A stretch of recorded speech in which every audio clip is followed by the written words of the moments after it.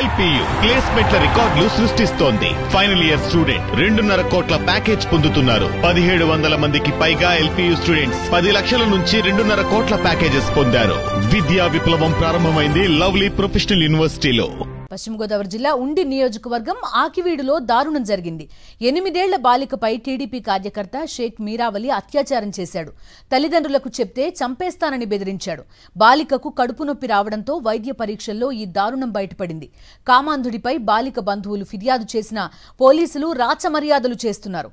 బాధిత కుటుంబాన్ని మాజీ హోంమంత్రి తానేటి వనిత, మాజీ మంత్రి రంగనాథరాజు, ఎమ్మెల్సీలు రవీంద్రనాథ్, శ్రీనివాస్, వైఎస్ఆర్సీపీ జిల్లా అధ్యక్షుడు ముదునూరి ప్రసాద్ రాజు పరామర్శించారు. కూటమి ప్రభుత్వంలో మహిళలు, బాలికలకు రక్షణ లేకుండా పోయిందని మాజీ హోంమంత్రి తానేటి వనిత మండిపడ్డారు. ఆకివీడులో బాలికపై అత్యాచారం జరిగి 3 రోజులైనా బాధిత కుటుంబానికి న్యాయం జరగలేదన్నారు. వైఎస్ జగన్ తీసుకొచ్చిన దిశ పోలీస్ స్టేషన్లను రద్దు చేసి ఇప్పుడు మహిళలకు రక్షణ లేకుండా చేశారని ఆగ్రహం వ్యక్తం చేశారు.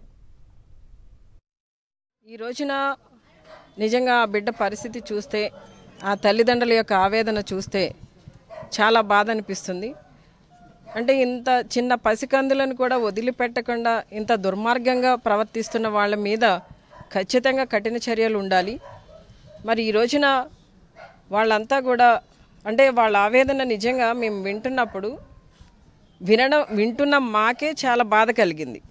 అంటే ఆ పసికందు అనుభవించిన బాధ, వాళ్ళ పేరెంట్స్ పడిన నరకయాతన నిజంగా వర్ణాతీతం అండి.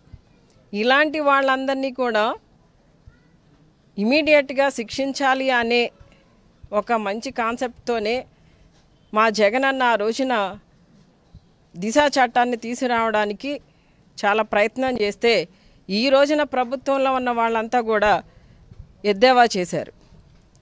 అంటే ఇలాంటి వాళ్ళ మీద మరి ఇప్పుడు ప్రభుత్వంలో ఉన్న వాళ్ళు ఏం చేస్తున్నారు?